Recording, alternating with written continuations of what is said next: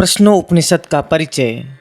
प्रश्नोपनिषद श्रृंखला के 10 मुख्य उपनिषदों के अंतर्गत निहित है। प्रश्नोपनिषद अथर्ववेद के पिपला शाखा का एक ब्राह्मण भाग है। इस उपनिषद के अंतर्गत ज्ञान योग, द्वैत, अद्वैत, सिद्धांत संबंधी अनेकायत परमात्म तत्व जिज्ञासाएं समाहित हैं। प्रश्नोपनिषद भी अन्य उपनिषदों की भांति संस्कृत भाषा में लिखित है। इस उपनिषद में सुकेशा आदि जिज्ञासुओं द्वारा महर्षि पिपलास से पूछे गए 6 प्रश्न और उनके उत्तरों का वर्णन प्राप्त होता है। प्रश्न करने के कारण इस उपनिषद का नाम प्रश्नोपनिषद पड़ा है। प्रश्नोपनिषद के प्रथम प्रश्न में कबंधी ने महर्षि पिपलास से प्राण और रई के संबंध में जानना चाहा। द्वितीय प्रश्न में भार्गव ने प्रजा के आधार विषयक 3 प्रश्न किए हैं। तीसरे प्रश्न के अंतर्गत आश्लायन द्वारा प्राण की उत्पत्ति के संदर्भ में महर्षि पिपलास से 6 प्रश्न पूछे गए हैं। चौथे प्रश्न में गायर द्वारा जीवात्मा परमात्मा के संबंध में 5 जिज्ञासाएं प्रकट की गई हैं। 5वें प्रश्न के अंतर्गत सत्यकाम ने ओमकार की उपासना जाननी चाहिए। छठे प्रश्न में सुकेशा ने किया, जिसमें 16 कलायुक्त पुरुष के विषय में जिज्ञासा की गई है। अंत में सभी प्रश्नों के समुचित समाधान पाकर जिज्ञासुओं द्वारा महर्षि पिपलास के प्रति कृतज्ञता व्यक्त करते हुए उनकी वंदना की गई है। प्रश्नोपनिषद प्रारंभ। प्रथम प्रश्न। भरद्वाज पुत्र सुकेशा, शिव कुमार सत्यकाम, गर्ग गोत में उत्पन्न सौर्याणी, कौशल देशीय आश्लयन, विदर्भ देशीय भार्गव और कत्य का प्रपोत कबंधी, ये ब्रह्मपरायण और ब्रह्मनिष्ठ सभी ब्रह्म की खोज करते हुए भगवान पिपलाद ऋषि के पास यह सोचकर आए कि हमें वह इस विषय में सब बताएंगे। हाथ में समित पाड़ी लेकर आए। उन सभी से ऋषि ने कहा, तपस्या, ब्रह्मचर्य और श्रद्धा से युक्त होकर 1 वर्ष तक यहाँ निवास करो। फिर अपनी इच्छानुसार प्रश्न करना। यदि मैं जानता होऊंगा तो अवश्य तुम्हें बताऊंगा। अब कत्य प्रपोत कबंधी ने उनके पास जाकर पूछा, भगवान, किससे यह संपूर्ण प्रजा उत्पन्न होती है? वे उससे बोले, प्रजा उत्पन्न करने की इच्छा से प्रजापति ने ही तप किया। उसने तपस्या करके रई और प्राण का यह जोड़ा उत्पन्न किया। ये दोनों ही मेरी अनेक प्रकार की प्रजा को उत्पन्न करेंगे। आदित्य ही प्राण है और चंद्रमा ही रई है। ये जो कुछ भी मूर्त अर्थात स्थूल रूप और अमूर्त अर्थात सूक्ष्म है, सब रई है अर्थात मूर्त मात्र ही रही है। उदय होता हुआ सूर्य जब पूर्व दिशा में प्रवेश करता है तो उससे वह पूर्व दिशा के प्राण को अपनी किरणों में धारण करता है। उसी प्रकार जब वह दक्षिण, पश्चिम, उत्तर, नीचे, ऊपर और अवान्तर दिशाओं को प्रकाशित करता है, उन सबके प्राण को भी अपनी किरणों में धारण करता है। वह यह सूर्य ही उदय होता हुआ वैश्वनार और विश्व रूप प्राण अग्नि है। यही बात ऋचा द्वारा भी कहते हैं। विश्वरूप रश्मिवान सवर्ग सर्वाधर ज्योतिर्मय वह तपता हुआ सूर्य अद्वितीय है। वह सूर्य ही सहस्त्र किरणों वाला होकर सैकड़ों प्रकार से वर्तमान प्रजाओं के प्राण रूप से उदित होता है। संवत्सर ही प्रजापति है। दक्षिण और उत्तर उसके 2 अयन हैं, जो इष्ट और पूर्त कर्मों की ही उपासना करते हैं। वे चंद्रलोक पर विजय पाते हैं। वही पुनः आवागमन को प्राप्त होते हैं, अर्थात ये प्रजाकामी ऋषिगण दक्षिण मार्ग को प्राप्त होते हैं। यही वह रई है, यही पितृयाण है। तथा जो तब ब्रह्मचर्य, श्रद्धा और विद्या द्वारा आत्मा की खोज करते हैं, वे उत्तर मार्ग द्वारा सूर्यलोक को प्राप्त होते हैं। यही प्राणों का आश्रय है, यही अमृत है, यही अभय है और यही परम गति है।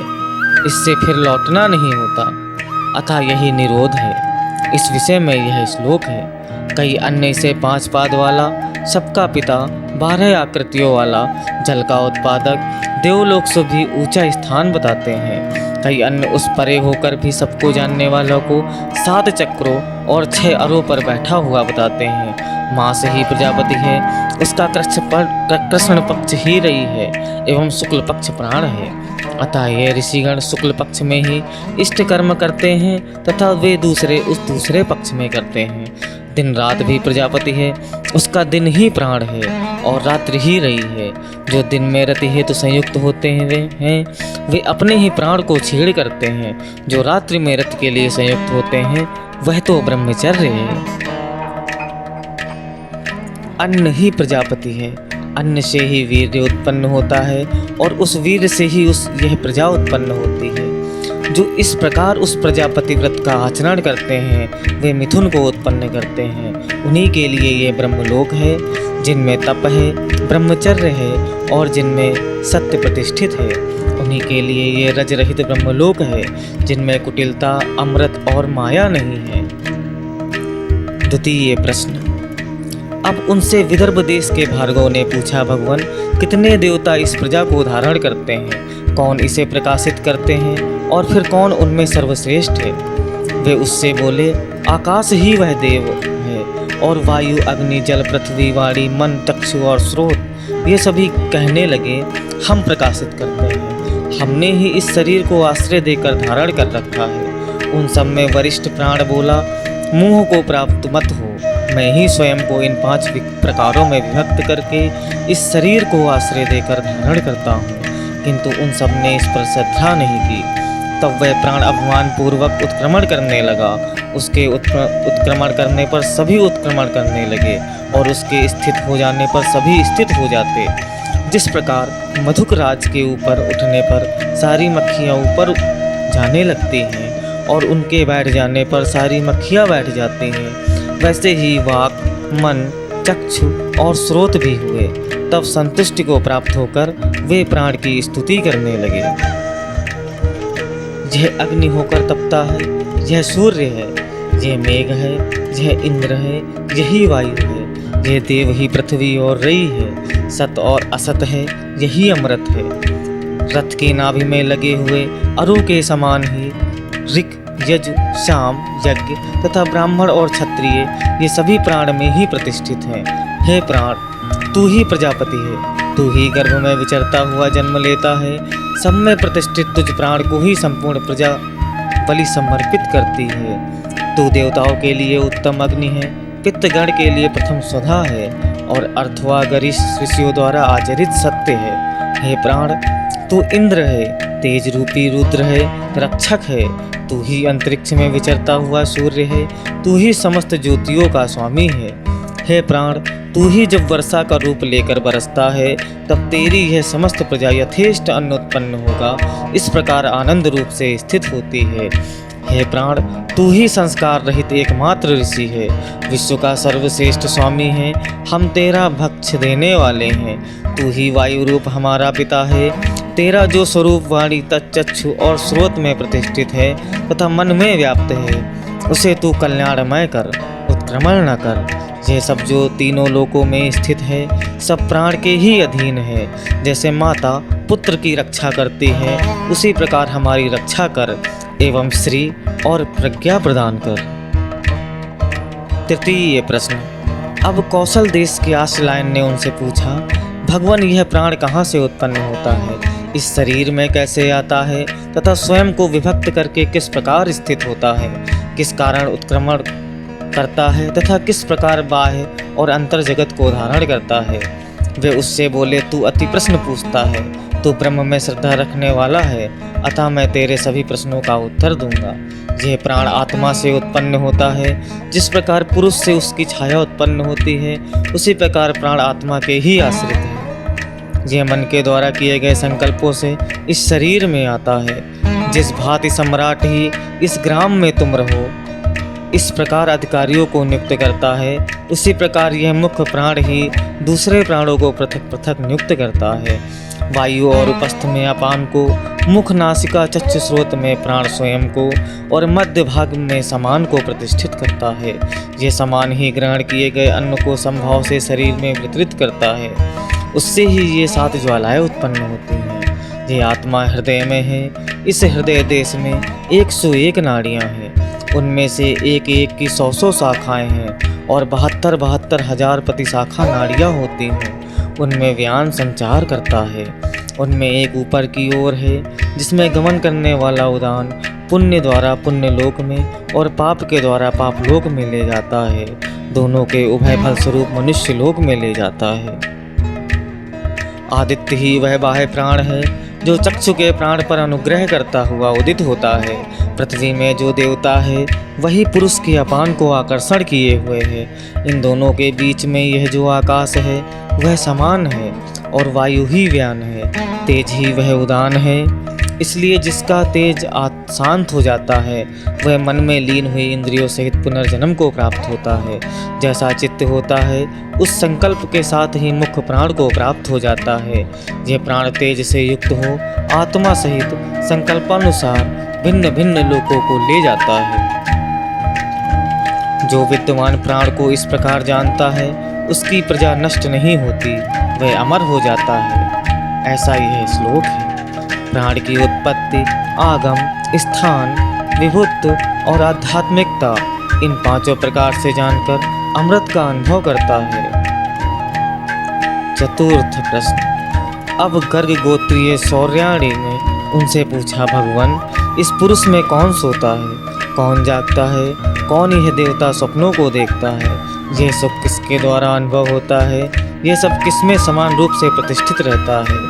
वे उससे बोले, हे गार्ग, जिस प्रकार अस्त होते हुए सूर्य की किरणें उस तेजो मंडल में ही एकत्रित हो जाती हैं तथा उसके उदय होने पर पुनः फैल जाती हैं, उसी प्रकार ये सभी इंद्रियां उस परदेव मन में एक ही भाव को प्राप्त हो जाती हैं। उस समय वह पुरुष न सुनता है, न देखता है, न सूंघता है, न स्वाद लेता है, न स्पर्श करता है, न बोलता है, न ग्रहण करता है, न आनंदित होता है और न कोई चेष्टा करता है। तब हम उसे सो जाना कहते हैं। वे उससे बोले, हे गार्ग, जिस प्रकार अस्त होते हुए सूर्य की किरणें उस तेजो मंडल में ही एकत्रित हो जाती हैं तथा उसके उदय होने पर पुनः फैल जाती हैं, उसी प्रकार ये सभी इंद्रियां उस परदेव मन में एक ही भाव को प्राप्त हो जाती हैं। उस समय वह पुरुष न सुनता है, न देखता है। इस शरीर रूपी नगर में प्राणाग्नियां ही जागती रहती हैं।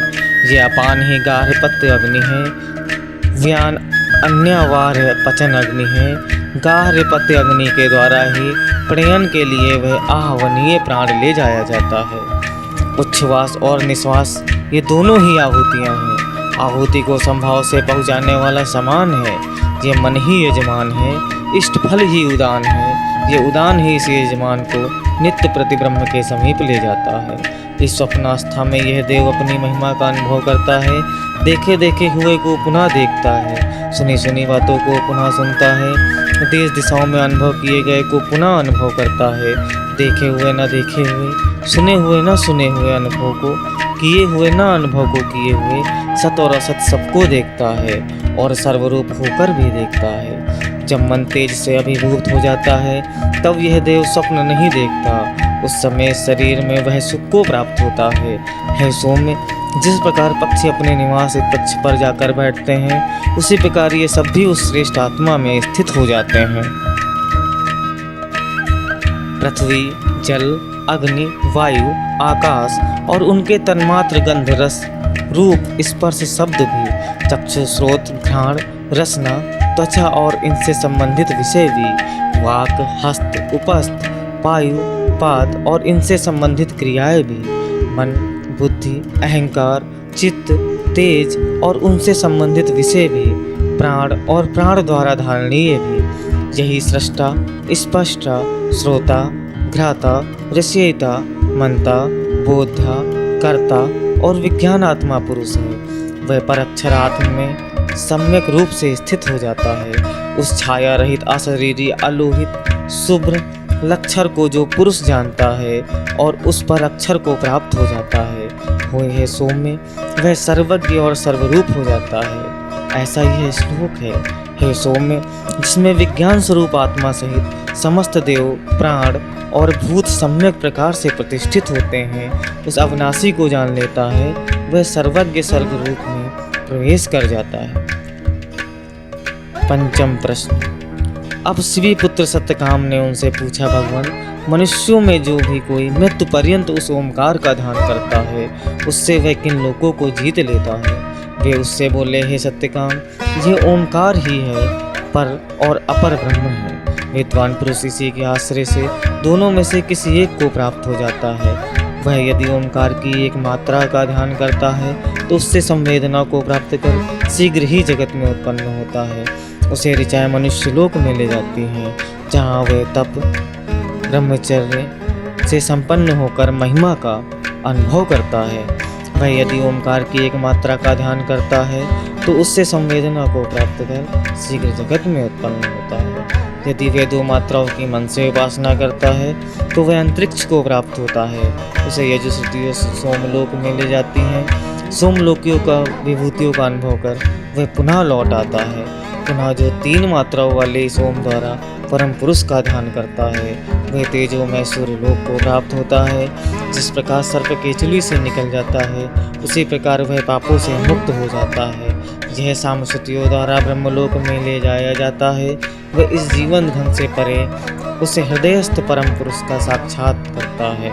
इस संबंध में यह श्लोक है। तीनों ही मात्राएं मृत्यु से युक्त हैं, एक दूसरे से संयुक्त रहकर प्रयुक्त की गई हों या पृथक पृथक करके प्रयुक्त की गई हों। बाह्य अभ्यंतर और मध्य क्रियाओं में उनका सम्यक प्रयोग किया जाने वाला ज्ञानी विचलित नहीं होता। ऋग द्वारा लोक को, यज द्वारा अंतरिक्ष को, साम द्वारा उस लोक को ले जाया जाता है जिसे ज्ञानी पुरुष जानते हैं। उस ओमकार के आलम्बन द्वारा ही विद्वान उसे पा लेता है। वह जो शांत, जरा रहित, मृत्यु रहित, भय रहित और सर्वश्रेष्ठ है।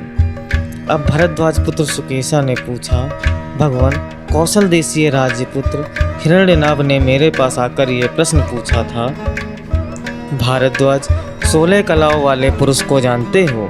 उस राजकुमार से मैंने कहा, मैं इसे नहीं जानता। यदि जानता तो तुझे क्यों नहीं बताता? वह जो झूठ बोलता है वह मूल सहित सूख जाता है, अतः मैं झूठ बोलने में समर्थ नहीं हूँ। तब वह चुपचाप रथ पर सवार होकर चला गया। वही मैं आपसे पूछता हूँ कि ऐसा पुरुष कहाँ है? वह उससे बोले, हे सौम्य, यहाँ शरीर के भीतर ही है वह पुरुष जिसमें इन 16 कलाओं का प्रादुर्भाव होता है। उसने विचार किया कि किसके उत्क्रमण करने से मैं भी उत्क्रमण को प्राप्त होऊंगा, किसके स्थिर होने पर मैं भी स्थित को प्राप्त होऊंगा। उसने प्राण का सृजन किया, फिर प्राण से श्रद्धा, आकाश, वायु, तेज, जल, पृथ्वी, इंद्रिय, मन और अन्य एवं अन्य से वीर्य, तप, मंत्र, कर्म और लोक तथा लोकों में नाम को उत्पन्न किया। जिस प्रकार समुद्र की ओर बहती हुई नदियाँ समुद्र में पहुंचकर अस्त हो जाती हैं, उनके नाम रूप नष्ट हो जाते हैं और फिर वे समुद्र कहकर ही पुकारी जाती हैं, उसी प्रकार इस सर्वद्रष्टा की ये 16 कलाएं जिनका वह पुरुष ही अधिष्ठान है, उस पुरुष को प्राप्त हो उसी में लीन हो जाते हैं। उनके नाम रूप नष्ट हो जाते हैं और वे पुरुष कहकर ही पुकारी जाते हैं। ऐसा वह कला रहित और अमर हो जाता है। इस प्रकार यह श्लोक है। जिस प्रकार रथ की नाभि में अरे स्थित होते हैं, उसी प्रकार ये सभी कलाएं जिनमें प्रतिष्ठित होती हैं वही पुरुष जानने योग्य है, जिससे कि मृत्यु तुम्हें कष्ट ना पहुंचा सके। वह इन सब से बोले, इस परम ब्रह्म को मैं इतना ही जानता हूँ, इसके अतिरिक्त और कुछ नहीं। तब उन्होंने उनकी अर्चना करते हुए कहा, आप हमारे पिता हैं जिन्होंने अविद्या के पार पहुंचा दिया है। आप परम ऋषि हैं, आपको नमस्कार। प्रश्नोपनिषद समाप्त। दोस्तों, अगर आपको उपनिषद गंगा की यह सीरीज पसंद आ रही हो तो कृपया हमारी मेहनत के लिए वीडियो को लाइक और चैनल को सब्सक्राइब अवश्य करें। ओम श्री परमात्मने नमः। धन्यवाद।